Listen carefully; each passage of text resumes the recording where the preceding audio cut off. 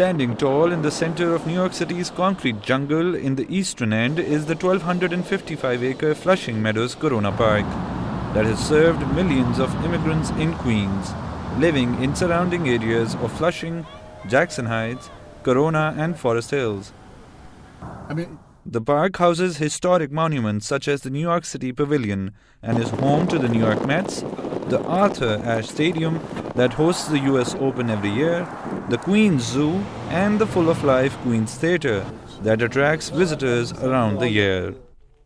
Described by Joseph F. Fitzgerald in The Great Gatsby as the Valley of Ashes, Corona Park was magically transformed into the site for the World's Fair in 1939-1940 and later in 1964-65, before the United Nations building was constructed in Manhattan.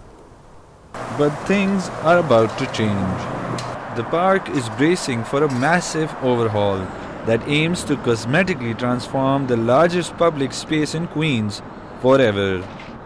They don't feel like it's their fault that it's... Donovan Finn is a professor of city planning at Stony Brook University and is working with the Fairness Coalition of Queens, a group of environmental activists who are trying to create awareness about what is at stake and how is it being planned. The project that's probably furthest along is what's being called Willits West, which is the mall proposal to be sited on the parking lot of Citi Field, the site of the old Shea Stadium. That is in the city's environmental review process. The agency overseeing that is the Economic Development Corporation, and that is a partnership between the Related companies, which is the largest real estate developer in the world, and Sterling Equities, which is the development arm of the Mets. The United States Tennis Association and a new Major League Soccer stadium in the middle of the park have their own issues to handle. The second project is an expansion of the U.S. tennis footprint within the park, and that too is in the pipeline, the development pipeline. It's doing its environmental impact assessment now, and the lead agency on that is the City Parks Department, so they're overseeing that process. Major League Soccer has just now made public their proposal, and they're still negotiating with the city for the right to begin their environmental review process. The third proposal seems to have generated the biggest controversy. Major League Soccer, in a lavish plan to uplift the face of this dilapidated park, has proposed to build a 25,000-seat football stadium in a bid to introduce a new team to generate rivalry with the New York Bulls.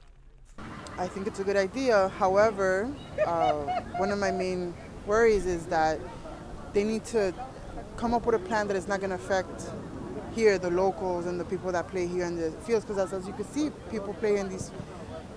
And rivalry is something they have definitely generated with the community.